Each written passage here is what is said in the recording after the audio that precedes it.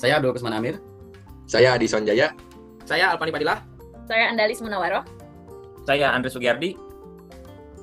Saya Anggana Putra. Saya Nisa Alfiani. Saya Dani Rizky Mulyana. Saya Desi Ariska Suci Arianti. Saya Dewi Rianti Rashidah. Saya Dila Faridana Patria. Kami dari kelompok 1 kelas C. Kelas C. Halo semuanya, Assalamualaikum warahmatullahi wabarakatuh. Salam, namo buddhaya, Om Swastiastu, salam kebajikan. Kali ini kami dari kelompok 1 ingin mengetahui pengetahuan dari masyarakat mengenai wawasan kebangsaan, bela negara, dan ancaman-ancaman yang berdampak pada bangsa dan negara ini dengan metode wawancara yang diberikan pada berbagai golongan dan berbagai generasi. Kebetulan di samping saya ada Ibu Rahma selaku ibu rumah tangga. Izin Ibu ingin menanyakan, terkait dengan era globalisasi ini banyak sekali produk luar negeri yang masuk terhadap negara Indonesia, tentu dengan menawarkan harga yang lebih murah. Nah, apa pilihan Ibu mengenai hal tersebut? Apakah Ibu akan tetap memilih produk luar negeri yang lebih murah, ataukah memilih produk lokal yang secara harga bisa lebih mahal? Jika diberikan pilihan seperti itu, tentu saya akan memilih produk lokal meskipun harganya sedikit mahal, dikarenakan meskipun produk luar itu lebih murah, tetapi tidak berdampak bagi negeri kita sendiri tentunya. Jadi saya tetap memilih produk lokal untuk membantu perekonomian negara Indonesia, membuka lapangan pekerjaan, dan memajukan menghargai karya anak-anak bangsa. Jadi tetap pilihan saya produk lokal meskipun harganya agak mahal. Oh, jadi pilihan Ibu mengenai produk lokal yang meskipun harganya lebih mahal.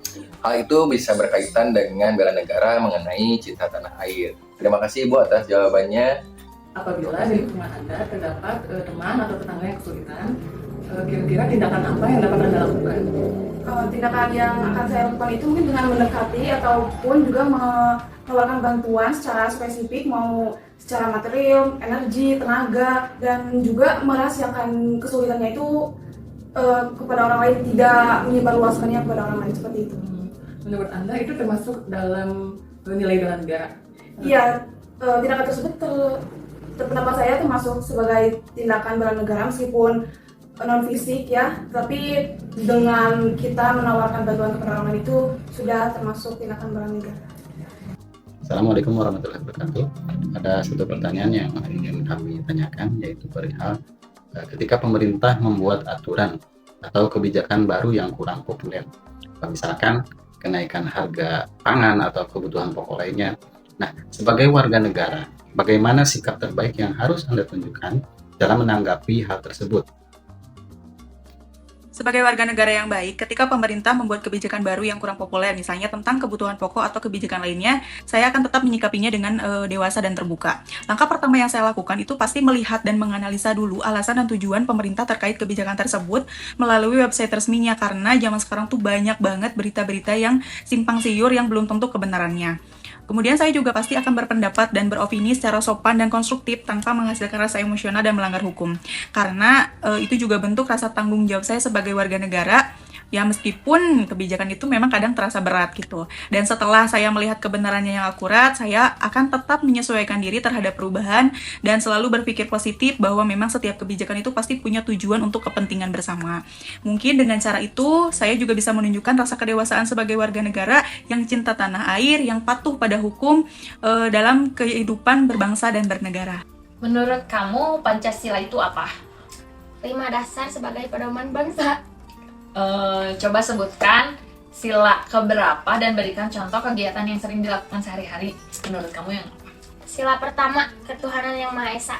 Kegiatannya beribadah kepada Tuhan. Kalau di Islam, sholat. Iya. Untuk pertanyaan selanjutnya, apa sih yang Ibu ketahui tentang apa itu konsep dari bela negara dan siapa saja yang wajib ikut serta dalam bela negara? Kalau menurut saya, bela negara itu merupakan suatu sikap atau perilaku kita yang mencerminkan kecintaan kita terhadap tanah air yang bisa kita implementasikan dalam kehidupan kita sehari-hari. Kalau misalnya kalau untuk siapa saja yang wajib dalam melakukan aksi bela negara itu, menurut saya setiap warga negara itu wajib melaksanakan aksi bela negara. Karena bela negara ini kan bukan hanya untuk perang atau seperti itu, tapi bela negara ini kan bisa dilakukan dari hal-hal terkecil seperti membuang sampah pada tempatnya yang bisa dilakukan oleh siapa saja, bahkan anak kecil sekalipun bisa ya untuk membuang sampah pada tempatnya. Bisa juga dilakukan oleh profesi di luar sana kan pasti ada nilai-nilai bela negaranya. Jadi bela negara ini wajib dilakukan oleh semua warga negara kalau menurut saya. Siap, terima. Menurut Bapak, apa ancaman terbesar bagi bangsa Indonesia saat ini dan bagaimana peran generasi muda menurut Bapak untuk menghadapinya? Ya, ancaman terbesar di era digital salah satunya itu kekuatan Barat dan kekuatan komunis. Sebagai generasi pemuda, kita diharapkan membentengi dengan ajaran agama serta menambah wawasan ilmu pengetahuan dan teknologi dalam rangka mempertahankan dan memajukan negara di era globalisasi. Saat ini, banyak informasi di media sosial, baik berita yang benar maupun berita yang hoaks. Bagaimana Anda menanggapi hal itu sebagai warga negara yang baik? Sebagai warga negara yang baik, di era banyaknya hoaks, kita bisa melakukan 3 langkah. Yang pertama, cek apakah berita tersebut berasal dari sumber yang kredibel seperti media utama atau situs resmi. Yang kedua, berpikir kritis terhadap isi berita. Waspadai berita yang judulnya sangat heboh atau berlebihan. Yang ketiga, kalau masih ragu terhadap berita, jangan langsung disebarkan ya. Bila menemukan berita hoaks, laporkan ke platform media sosial atau website yang menangani cek dan fakta. Saya mau bertanya, di Indonesia itu banyak beragam suku, agama, ataupun budaya. Kakak sebagai seorang Indonesia, bagaimana caranya untuk menjaga kerukunan dan juga menghormati perbedaan, baik itu di lingkungan kerja ataupun di tempat tinggal? Ya, mungkin dengan kita tidak mengejek atau kita menghormati hari raya agama lain. Ketika kita lebaran, kita jangan menuntut mereka untuk ikut lebaran atau puasa. Mungkin seperti salah satu contohnya. Baik. Ataupun Ya. negara agama yang unis ketika Natalan, kita jangan melarang-larang mereka melakukan ibadah. Terima kasih untuk waktunya. Selamat siang Kakak. Sama-sama. Tokoh masyarakat, menurut Bapak, bagaimana tentang negara kesatuan Republik Indonesia? Terus, apa peran paling dasar yang harus dilakukan setiap warga negara untuk menjaga keutuhan NKRI? Ya, aku dengan kesatuan kataku yang itu sepakat sampai yang di tanah dan warga yang kita dukung berdasarkan dasar dan Pancasila. Di negara kesatuan negara hukum yang meliputi segala sesuatu yang ada di dalamnya termasuk masuk tanah air yang kita dalam dan sebagai warga negara tentu saja pertama turut dan taat terhadap peraturan yang berlaku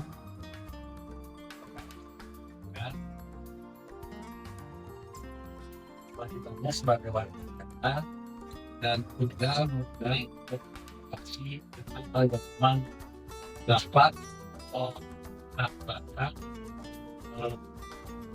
pecahnya persatuan dan kesatuan bangsa ya, dan juga sebagai warga negara harus toleransi utama dapat beragaman sesama antar suku yang ada di seluruh kesatuan negara kesatuan dan kemudian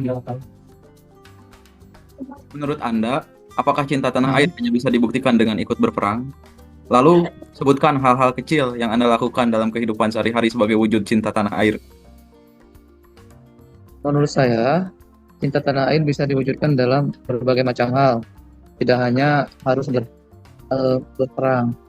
Contoh misalkan dalam pekerjaan, saya sebagai seorang ASN, maka wujud cinta tanah air itu bisa kita tunjukkan dengan cara bekerja secara jujur, profesional, dan akuntabel dalam mengelola keuangan negara, khususnya di bidang saya. Dan dengan memastikan pekerjaan saya bebas dari penyimpangan dan memberikan pelayanan publik, saya ikut menjaga kepercayaan masyarakat kepada negara. Itu sih menurut saya. Oke, terima kasih. Bu, Ibu pasti sering mendengar lagu kebangsaan Indonesia Raya dan melihat bendera merah putih. Menurut Ibu, apa makna terbesar dari simbol-simbol negara tersebut? Bagi saya, sebagai warga negara Indonesia, bahwa simbol-simbol itu baik Garuda Pancasila ataupun lagu kebangsaan Indonesia Raya memiliki makna yang sangat mendalam. Dalam hal ini bahwa mengingatkan bagaimana para pahlawan berjuang sampai titik darah penghabiskan untuk meraih Indonesia merdeka. Nah, saya sebagai warga negara Indonesia berkewajiban untuk menjaga, melestarikan, dan juga merasa bangga terhadap apa yang telah diraih oleh para pahlawan tersebut. Jadi intinya kita sebagai bangsa Indonesia itu wajib untuk terus menjaga dan melestarikan baik itu bendera merah putih maupun lagu kebangsaan Indonesia Raya. Baik, luar biasa sekali Ibu. Terima kasih atas jawabannya ya Bu. Sama-sama deh, ada sebagai generasi penerus harus tetap melestarikan kebudayaan bangsa Indonesia dan juga bertanggung jawab terhadap negara Republik Indonesia dengan sikap dan juga perilaku dalam kehidupan sehari-hari. Ya, baik Ibu, terima kasih.